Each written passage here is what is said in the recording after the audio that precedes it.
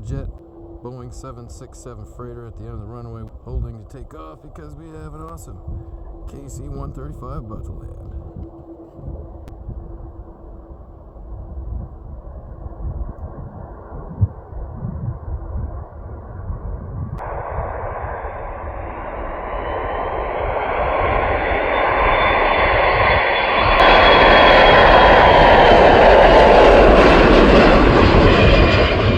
Amarijet 767, similar airframe of the new KC-46 Pegasus, which our local Maniac Guard base is in the running for receiving as the next airbase. So we're going to root for them.